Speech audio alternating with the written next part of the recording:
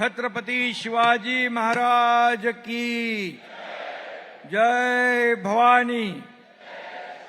धर्मवीर छत्रपती संभाजी महाराज की, छत्रपती शाहू महाराज की, बोलो अंबे मात की। आजच्या अंबाबाई मंदिर सुशोभीकरणाला उपस्थित देशाचे लोकप्रिय आणि कणखर गृहमंत्री अमितभाई शाह यांचं कोल्हापूर नगरीमध्ये मनापासून मी स्वागत करतो, मनापासून त्यांना धन्यवाद देतो।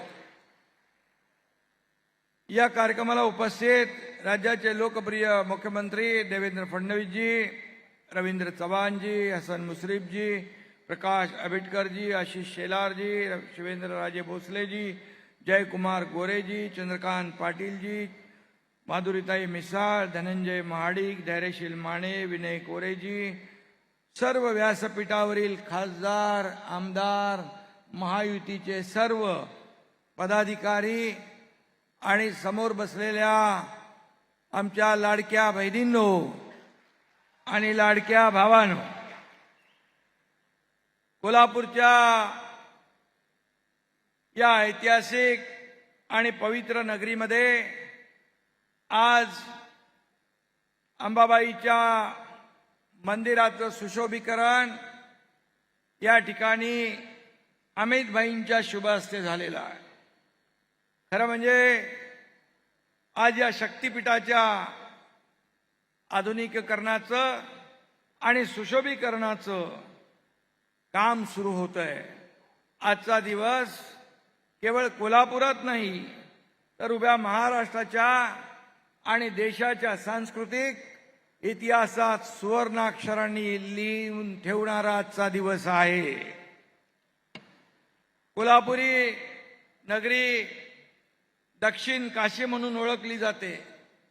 आज अमितभाईंच्या उपस्थितीत सुरू होणारे काम दक्षिण काशीला जगाच्या नकाशावर एक दैदिप्यमान उंचीवर घेऊन जाईल यामध्ये आम्हाला पूर्ण विश्वास आहे। आणि आपल्या सगळ्यांना माहित आहे, प्रकाश आंबेडकर यांनी सांगितलंय, अमितभाईंचं आणि कोल्हापूरचं नातं काय आहे। अमित भाई कोल्हापुर के दामाद हैं, इसलिए कोल्हापुर वासियों को पूरा विश्वास है कि महालक्ष्मी मंदिर के सुशोभीकरण के बाद अमित भाई की गृहलक्ष्मी भी प्रसन्न होगी। म्हणजे आपल्या भाभीजी, अरे अमित भाईंचं प्रेम किती वेळा कोल्हापूरला आले ते, आणि या कोल्हापूरच्या प्रेमापोटी ते येतात। आदरणीय प्रधानमंत्री नरेंद्र मोदी जी के नेतृत्व में देश में एक सांस्कृतिक पुनरुत्थान चल रहा है। काशी विश्वनाथ कॉरिडोर हो, भव्य अयोध्या धाम हो, उज्जैन के महाकाल हो, भारत ने अपनी आत्मा को फिर से पहचाना है। मोदी जी की नीति है विकास भी और विरासत भी। आणि केंद्रीय पर्यटन मंत्रालय, प्रसाद, स्वदेश दर्शन योजना या सर्व योजनांमधून आध्यात्मिक आणि सांस्कृतिक क्षेत्रांचं अतिशय चांगला विकास होतो आहे।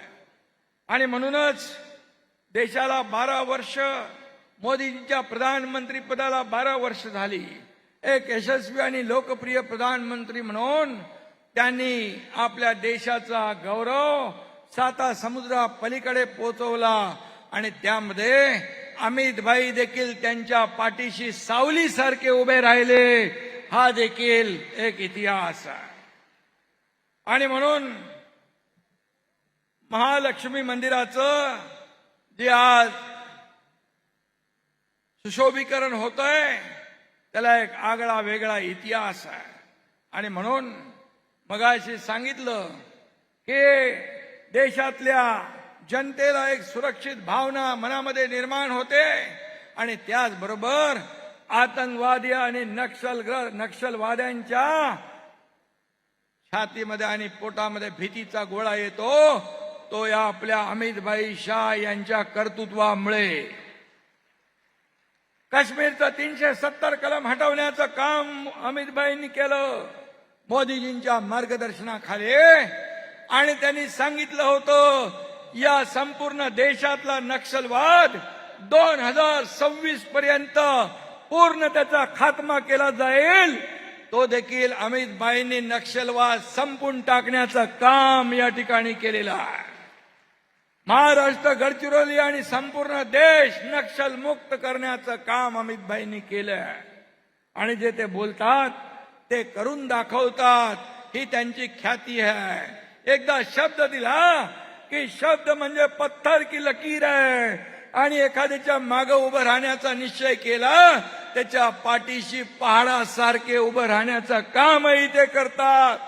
हा त्यांचा एक आगळा वेगळा स्वभाव आहे. आणि म्हणून त्यांनी गृहमंत्री म्हणून अतिशय उत्तम काम केलं. त्याचबरोबर सहकार मंत्री म्हणून देखील त्यांनी जे काम केलं, मोदीजींनी सहकार मंत्रालयाची जबाबदारी त्यांच्यावर दिल्यानंतर पूर्वी सहकार काही लोकांच्या, मुठभर लोकांच्या हातात होता, परंतु आज सहकार क्षेत्रामध्ये क्रांती घडवण्याचं काम त्यांनी केलंय. आज सहकार बिना नाही उद्धार, आणि हा सहकार शेवटच्या माणसापर्यंत पोहोचला पाहिजे, यासाठी त्यांनी सहकार क्षेत्रात आमूलाग्र बदल घडवले, क्रांती घडवली. हा सर्वसामान्य माणसाला याचा फायदा झाला पाहिजे, हे त्यांनी पाहिलं. मला आठवतंय आम्ही जेव्हा देवेंद्रजी, आम्ही आणि आमचे मंत्री जेव्हा अमितभाईकडे गेलो होतो की साखर कारखाने, शेतकरी अडचणीत आलेत, तेव्हा 10,000 कोटीचं इन्कम टॅक्स माफ करण्याचा क्रांतिकारी निर्णय अमितभाईंनी घेतला होता. आता देखील आम्ही गेलो होतो, त्यावेळेस देखील इथेनॉल असेल, जे जे बाय प्रॉडक्ट असतील, त्यांना सगळ्यांना न्याय देण्याचा निर्णय देखील त्यांनी घेतला. पॅक्सला मजबूत केलं, अगदी शेवटच्या घटकापर्यंत हा फायदा, न्याय गेला पाहिजे, यासाठी त्यांनी मोठं क्रांतिकारी पाऊल उचललेलं आहे. आणि म्हणून मी त्यांचं मनापासून अभिनंदन या ठिकाणी करतो. मनापासून त्यांना धन्यवाद देत असताना या ठिकाणी त्यांचा अभिमान देखील आम्हाला आहे की आज 1,500 कोटीचं हे आपलं अंबाबाई मंदिराचं सुशोभीकरणाचा टप्पा सुरू होतोय. आणि महाराष्ट्र राज्य देखील या ठिकाणी जसं आपले आदरणीय प्रधानमंत्री देखील या ठिकाणी देशातल्या मंदिरांचं पुनर्जीवन, सुशोभीकरण करतायत, तसं या राज्यामध्ये देखील अनेक मंदिरांचं, देवस्थानचं, तीर्थस्थानचं या ठिकाणी विकास, विरासत, ही आपली विरासत आहे. जसं अयोध्याचं राम मंदिर कुणालाही वाटलं नव्हतं अयोध्येचं राम मंदिर होईल, परंतु राम मंदिर देखील झालं, हा देखील इतिहास आहे. आणि म्हणून मी आपल्याला एवढंच सांगतो की या संपूर्ण देशामध्ये जे आपली तीर्थक्षेत्र आहे त्याचा विकास होतोय, आपली संस्कृती, आपली परंपरा जोपासली जाते आहे, आपली संस्कृती परंपरा पुढे नेण्याचं काम होतंय.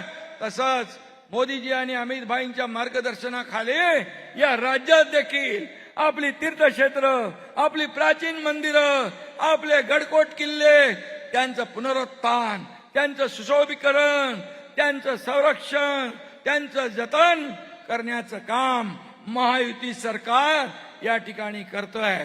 आणि म्हणून मी अमितभाईंना पुन्हा एकदा मनापासून धन्यवाद देतो की आपण कोल्हापूरमध्ये आल्यानंतर एक वेगळं भावनिक नातं या ठिकाणी कोल्हापूरवासियांना पाहायला मिळतंय. आणि म्हणून मी आपल्याला अमित भाई आपको बहुत बहुत धन्यवाद देना चाहता हूं.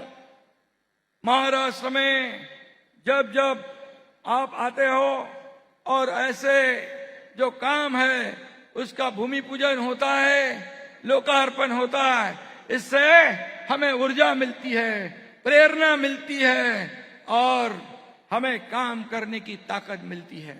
आणि म्हणून मी आपल्याला धन्यवाद देतो. या ठिकाणी अमित भाई जाते जाते दो पंक्तियां कहता हूं। जनता की हर मांग आपने पूरी कर दी है, जनता की हर मांग आपने पूरी कर दी है, रुके हुए हर काम को रफ्तार दी है। आपकी बदौलत या विकास की पंचगंगा बहेगी, आपके बदौलत या विकास की पंचगंगा बहेगी। मां अंबाबाई मंदिर का नवनिर्माण एक नई मिसाल बन जाएगी। धन्यवाद। जय हिंद, जय महाराष्ट्र।